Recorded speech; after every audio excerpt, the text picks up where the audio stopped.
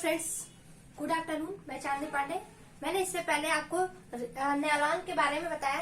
Nylon की खोज कब की गई थी, किस सन में की गई थी, किसने किया था, किसके माध्यम से तैयार हुआ था, कब तैयार हुआ था, मार्केट में कब आया था, इन सारी चीजों के बारे में मैंने फर्स्ट वीडियो में बात की है। मैं वीडियो को बहुत लंबा नहीं चाहती हूँ बनाना, जिससे बच्चों को भी पढ़ने में आसानी हो और एक शॉर्ट वीडियो में उन्हें सारी चीजें समझ में आ जाए। तो मैंने फर्स्ट वीडियो में अपने एक एक पॉइंट को क्लियरली समझाया है कि डायरेक्ट जहाँ से क्वेश्चन आते हैं मैंने उन्हीं पॉइंट को वहाँ पे नोट डाउन किया हुआ है। अब हम पढ़ेंगे नायलॉन के टाइप्स। नायलॉन के टाइप्स कितने हैं? 5 टाइप्स हैं। इन 5 टाइप्स के बारे में बात करेंगे। तो सबसे पहले हमारा nylon, types of nylon fibre, आज हमारा ये हेडिंग है। आज हम पढ़ेंगे इन 5 टाइप्स के बारे में। नंबर नोट कर लेती हूँ। 1 2 3 4 5। ये हमारे 5 टाइप्स है।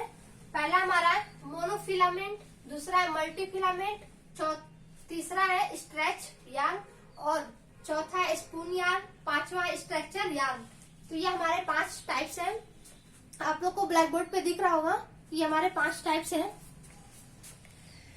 अभी हम इसके बारे में बात करें कि मोनोफिलामेंट क्या होता है, कैसे तैयार होता है। मल्टीपल फिलामेंट क्या होता है, इसे हम हिंदी में क्या कहते हैं। तो मोनोफिलामेंट जो है हमारा, उसे हम इकहरा धागा कहते हैं। यार्न का मतलब होता है धागा। मोनोफिलामेंट का मतलब इकहरा धागा, एक धागा, एक रेशे से एक धागा प्राप्त करना। मजबूती कम होती, जाहिर सी बात, अगर एक धागा है तो मजबूती कम होगी, उसमें बटाई नहीं की जाती है। इसको आपको समझने में आसानी होगी, इसलिए मैंने शॉर्ट में यहाँ पे नोट किया हुआ है। नेक्स्ट हमारा मल्टीफिलामेंट। नाम से ही आप समझ पा रहे हो कि मल्टीफिलामेंट बहुत सारे रेशे तैयार किए गए होंगे जिससे मल्टीफिलामेंट तैयार हुआ होगा। इसे हम हिंदी में बहुरेशीय धागा कहते हैं। बहुरेशीय का मतलब बहुत सारे धागे को मिला करके हम एक अच्छा धागा तैयार करते हैं जो काफी मजबूत होता है। उसकी हम बटाई करते हैं और उसके कपड़े भी काफी मजबूत होते हैं, जो कि पहनने में काफी टाइम, लंबे समय तक चलता है। नेक्स्ट हमारा स्ट्रेच यार्न। स्ट्रेच यार्न का मतलब होता है खिंचाव।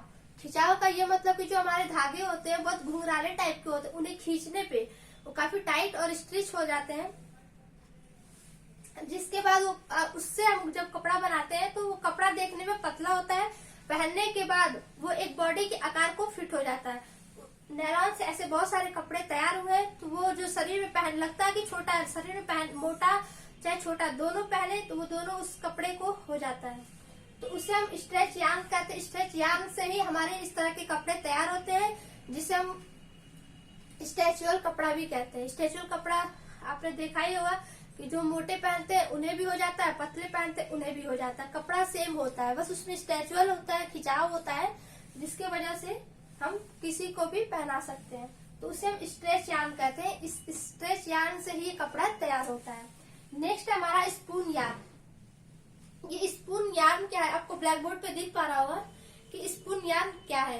तो स्पून यार्न हमारा एक छोटे छोटे धागे होते हैं, जो छोटा रेशा होता है ना, कटने के बाद छोटे छोटे स्टेपल रेशे प्राप्त होते हैं। स्टेपल रेशा किसे कहते हैं? छोटे रेशे को स्टेपल रेशा कहते हैं।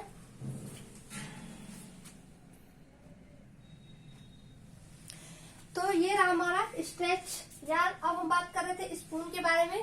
तो स्पून क्या है? स्पून एक छोटा स्टेपल रेशा है, जो छोटे छोटे रेशे तैयार होते हैं, उसे हम इंग्लिश में स्टेपल रेशा कहते हैं। एग्जाम में पूछता है कि फिलामेंट रेशा किसे कहते हैं, स्टेपल रेशा किसे कहते हैं। तो जो लंबा रेशा होता है उसे हम फिलामेंट कहते हैं, जो छोटा होता रेशा होता है उसे हम स्टेपल रेशा के नाम से जानते हैं। तो ये हमारा स्पून जो होता है ना, वो एक स्टेपल रेशा ही है। जो रेशे बनाते समय जो रेशे टूट जाते हैं, छोटे छोटे रेशे प्राप्त होते हैं, उन रेशों से हमारा स्पून यार्न तैयार होता है। तो ये जो स्पून यार्न है किस काम आता है? तो हमारा मोजा, बनियान, बंडी, इन सब चीजों देखा होगा आपने, जो मोजा होता है छोटा छोटा रेशे तो बनते हैं, इन सारी चीजों को बनाने में काम आता है। ये हमारा स्पून यार्न जो है, ये इन सारे छोटे छोटे कपड़े तैयार करने के लिए काम में आते हैं। नेक्स्ट हमारा स्ट्रक्चर यार्न। आप लोग बोर्ड पे देख पा रहे होंगे कि स्ट्रक्चर यार्न क्या है। ये सस्सावर्धक है। इसका ये मतलब हुआ इसकी सतह पर छोटे छोटे लूप अथवा रोए उठाए जाते हैं। जो इसका जो सतह होता है उस पर छोटा छोटा रोए उठाया जाता है। रोएदार कपड़े आपने देखा होगा कि बहुत सारे ऐसे रेशे होते हैं, उनमें छोटा छोटा रेशा निकला होता है, उसे हम रोएदार कहते हैं। उससे हमारा स्ट्रक्चर तैयार होता है।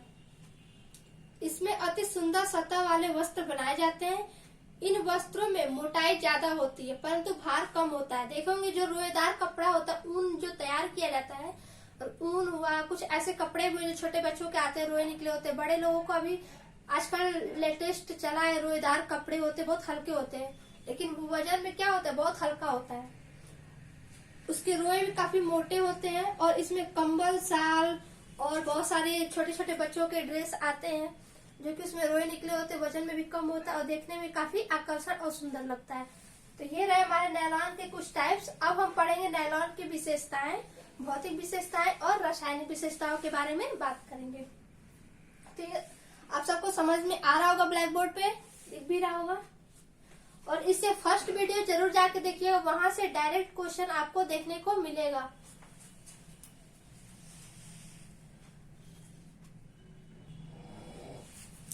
फ्रेंड्स, जैसा आप देख पा रहे होंगे, इनकी कुछ विशेषताओं के बारे में हमने बात की।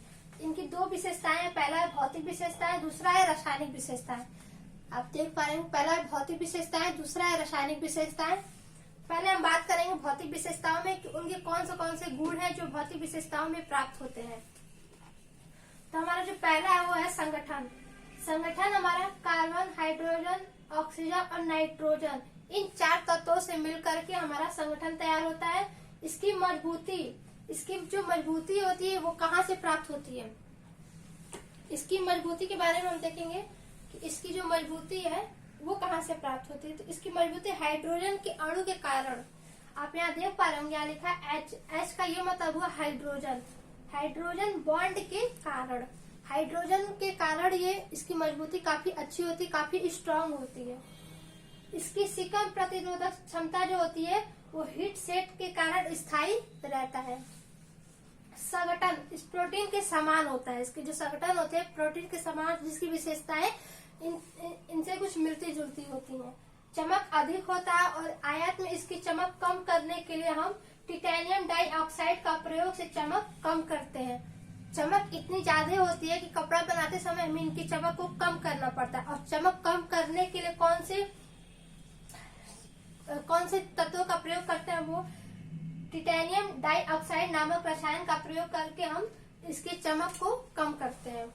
नेक्स्ट हमारा रसायन।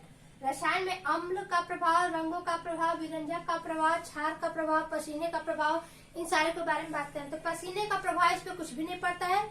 क्षार का भी प्रभाव उतना नहीं पड़ता है। पसीने का भी प्रभाव नहीं पड़ता है, क्षार का भी प्रभाव नहीं पड़ता है। फिर हमारा रहा अम्ल का प्रभाव। तो अम्ल का जो प्रभाव है वो तीव्र, ठंडा और गर्म, शक्तिशाली अकार्बनिक अम्ल से रेशे घुल जाते हैं। मतलब जो इनकी अम्ल का प्रभाव होता है, तीव्र, ठंडा भी होता है, गर्म भी होता है, और ये अकार्बनिक अम्ल में क्या होता है, रेशे घुल जाते हैं। नेक्स्ट हमारा रंगों का प्रभाव। रंगों का प्रभाव भी सभी रंगों का अच्छा प्रभाव, परंतु डिस्पर्स अम्लीय अमीनो रंगों का रंग जाना जाता है। मतलब सारे रंग इस पे चढ़ जाते हैं, आसानी से रंग चढ़ जाते हैं और रंग उतरते भी नहीं है, ये भी जान लीजिए। इसका जो रंग होता है पक्का होता है, आप चाहे जितना धुलिए, जितना पहनिए, उसका रंग कच्चा नहीं होता है। तो रंग का प्रभाव भी काफी अच्छा होता है। और विरंजक का प्रभाव, इतने शक्तिशाली विरंजक से रेशे का क्षतिग्रस्त होता है। तो ये तो रहे कुछ हमारी विशेषताओं के बारे में। आई होप आप सबको समझ में आ रहा होगा। और डिटेल में चाहिए तो आप हमारे पीडीएफ चैनल को ज्वाइन कर सकते हो, वहां से आपको इसका सारा पीडीएफ मिल जाएगा। सॉरी, टेलीग्राम चैनल से जुड़ सकते हैं। ये हमारी राय कुछ आज नायलॉन से सारी विशेषताओं के बारे में हमने जाना। इसे फर्स्ट वीडियो आप जरूर देखिए जिससे आपके सारे टॉपिक्स क्लियर हो सके। तब तक के लिए थैंक यू सो मच।